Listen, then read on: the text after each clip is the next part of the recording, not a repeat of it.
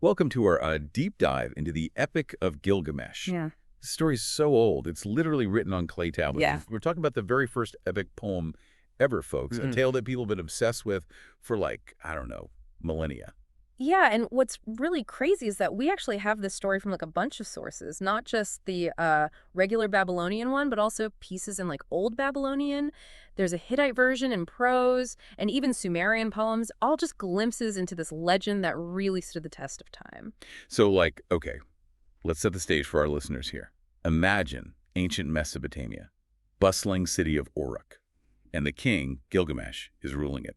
He's described as this larger-than-life figure, powerful, charismatic, but also, maybe a little bit much. Yeah, the epic, it doesn't hold back at all, describing him as this, surpassing all other kings, heroic in stature, brave scion of Uruk, wild bull on the rampage. Strong, powerful, but maybe a little too strong, Yeah. And definitely too much for the people of Uruk who just wanted a break from his tyrannical rule. Right, and that's where Enkidu comes in, right? Yeah. Created by the gods to, well, shake things up a bit. Exactly. Enkidu's creation is super fascinating too. I mean, he's formed from clay by the goddess Aru. It's kind of like the creation of mankind, in Mesopotamian mythology. He lives with the animals. He's totally a child of nature until, well, until the gods decide to step in. Yeah, and they decide to send a harlot Shamhat to, like, civilize him. That's kind of weird intervention, don't you think? Well, it does seem strange now, but in ancient Mesopotamia, harlots were different. They had this connection to like sacred stuff, temples, rituals. Shamhat's not just there to seduce, she represents civilization, a whole different way of life that Enkidu's never seen. And how does Enkidu react to all of this? I mean, Right. does he just accept civilization? Like, willingly? His transformation is so interesting. In one of the sources, this hunter tells Shamhat, take the road, set your face toward Uruk, do not rely on the strength of a man. It's like Shamhat's not just some temptress. She has wisdom, agency. And through their encounter, Enkidu gains reason. He understands. He becomes, I guess you could say, more human. Okay, so he ditches the wildlife and goes to Uruk, and then, of course, he's got a clash with Gilgamesh, right? Exactly. They have this epic battle. But it's deeper than just fists flying. It's nature against civilization. These two huge forces both want to be on top. But hold on, they don't stay enemies, right? Their relationship gets kind of, I don't know, unexpected. It does. After the fight, maybe because of the fight even, they become close friends. It shows how complex this story is. This relationship isn't black and white. And this friendship, it sets up all these themes of loyalty, the struggles we go through together. So they go from fighting to being best buds. Where does this new friendship take them? Well, their first big adventure takes them to the cedar forest. This sacred place guarded by, get this, Humbaba. This is where the story dives headfirst into myth and adventure. You can almost hear it. The leaves rustling, ancient priests chanting in the background. Totally. But there's tension under all this adventure. They're going against the gods, specifically Enlil. He's the one who gave Humbaba the job of protecting the cedar forest. Oh, so it's not just a monster fight, it's going against, like, divine authority. What does this tell us about Gilgamesh and Enkidu at this point? I think it shows their ambition, their thirst for glory, but also their recklessness. Enkidu even warns Gilgamesh, that is a journey which must not be made. That is a man who must not be looked on. Yeah, they just ignore the gods and keep going. That kind of defiance, that hubris, it never ends well in these stories, does it? It really doesn't.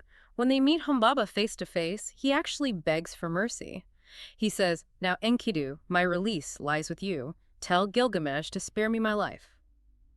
What's interesting is that Humbaba isn't just pure evil in this story. He's doing his job. He's protecting this sacred place.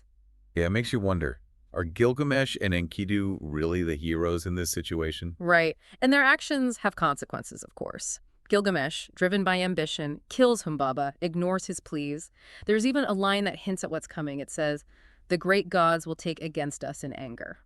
That sounds ominous. I bet this act of defiance, messing with the god's plan, is going to have some serious fallout for both Gilgamesh and Enkidu. Oh yeah, you're absolutely right. Killing Humbaba is going to have a huge impact on the rest of the story. But we're going to explore all that in the next part of our deep dive. For now, let's leave our listeners with a question. What does it really mean to be a hero? Is it just about being strong and glorious? Or is there something more to it? Welcome back to our deep dive into the Epic of Gilgamesh. When we left off, Gilgamesh and Enkidu had just killed Humbaba, the guardian of the cedar forest, kind of going against the god's wishes there. So I'm guessing things aren't going to go so smoothly for them now, are they? Yeah, not exactly. Remember how we talked about the gods not being too happy about Gilgamesh and Enkidu, ignoring their authority? Mesopotamian gods, they didn't mess around. Like, seriously, you did not want to get on their bad side. So how do they, express their anger? What happens to our heroes? Well, it's not immediate. First, Gilgamesh has to deal with Ishtar, the goddess. She's kind of fallen for him. And honestly, she's not used to rejection. And of course, Gilgamesh, being Gilgamesh, rejects her. Oh, yeah, he does. Publicly, kind of harshly, too. Which, you can imagine, Ishtar doesn't take too well. She's furious, goes straight to her dad, Anu, the god of the heavens, and asks him to unleash the bull of heaven on Uruk, like, as revenge. The Bull of Heaven. Okay, that sounds pretty intense. What exactly is this thing, and what kind of havoc does it wreak on Uruk? Well, the bull of heaven is basically divine wrath and destruction all rolled into one. It's sent to Earth to bring famine and, well, basically destroy everything. The epic uses some pretty vivid imagery, like the bull snorts and these giant pits open up in the ground, swallowing hundreds of people, rivers dry up, crops wither, the whole 9 yards. So now they've gone from fighting a forest monster to a god-sent bull rampaging through their city.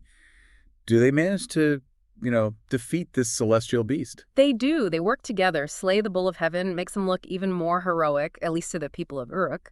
But it's a pretty short-lived victory. Because the gods aren't finished with them, right? Nope, not even close. Remember that line, the great gods will take against us in anger? Well, it comes back to bite them, so to speak. Yeah. The gods decide to punish Enkidu for his part in killing Humbaba. So what happens? Is there like a big, dramatic showdown with a vengeful god? Actually, it's way more, internal. Enkidu gets really sick, terribly ill.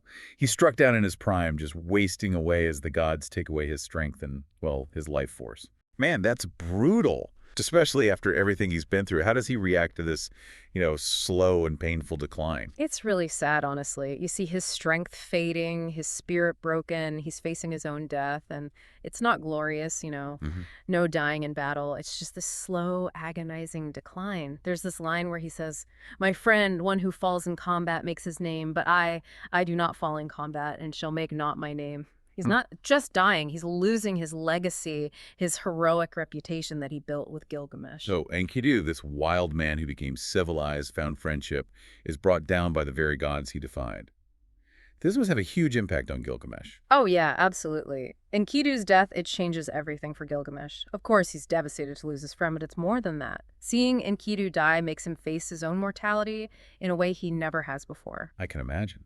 The fear of death, knowing that even a powerful king like him isn't immune, I bet that becomes his driving force now. You got it. The whole epic shifts here. It's not just about adventure and glory anymore. It's about mortality, a quest to understand death and maybe even escape it.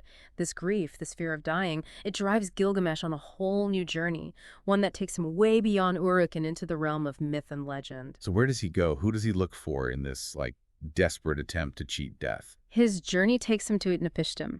He's the guy who survived the Great Flood. In Mesopotamian mythology, Utnapishtim and his wife are the only humans who were given immortality by the gods. So, Gilgamesh is hoping to learn the secret to living forever. He wants to avoid what happened to Enkidu, right? This sounds like a journey into the core of Mesopotamian beliefs, the role of the gods, the mysteries of life and death. But we'll have to say that for the next part of our deep dive. For now, let's leave our listeners with something to think about. Has losing his friend changed Gilgamesh for the better? Or is this quest for immortality just another way of rebelling against, the natural order of things? Welcome back to our deep dive into the Epic of Gilgamesh. So we left off with Gilgamesh, heartbroken, scared of dying, heading off to find Utnapishtim. He's the only human, who got the gift of immortality from the gods.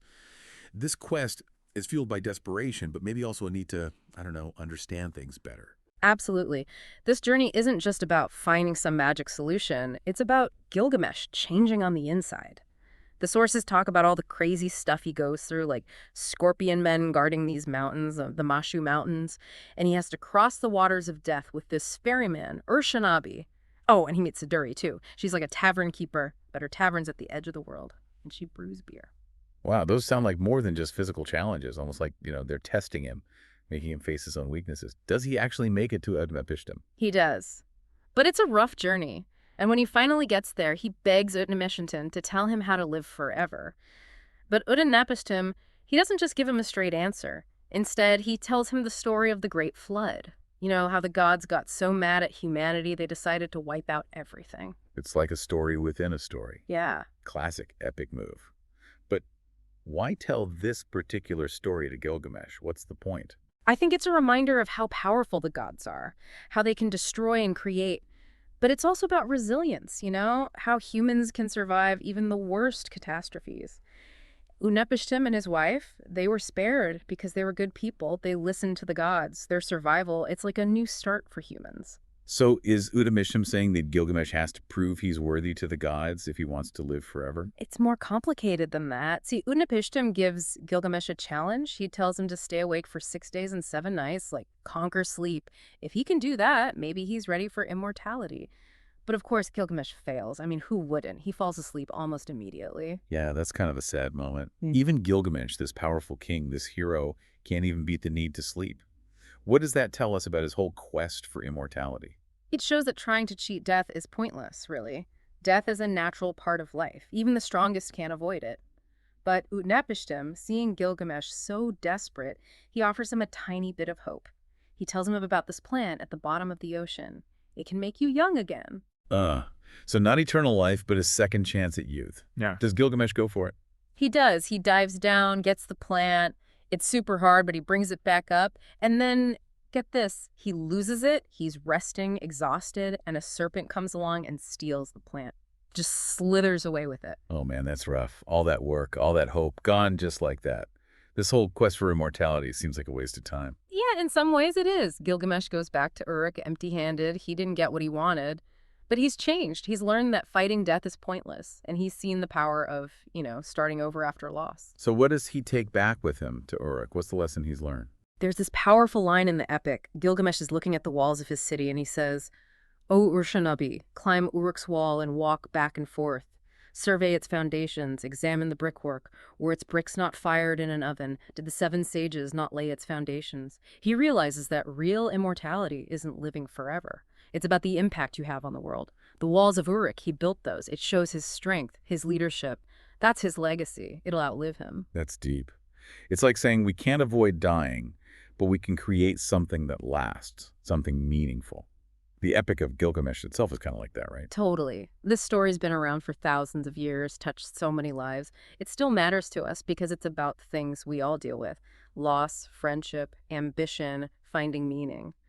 And accepting that, well, we're all going to die someday. So maybe Gilgamesh's true legacy isn't living forever, but the story itself. The wisdom it shares, the questions it makes us ask, questions we're still asking today. Like, what's a good life? How do we deal with grief? What do we leave behind when we're gone? The Epic of Gilgamesh doesn't give us easy answers, but it makes us think about these big mysteries, find our own meaning, even though we know life ends. Thanks for joining us on this deep dive. We hope it's got you thinking about these things too.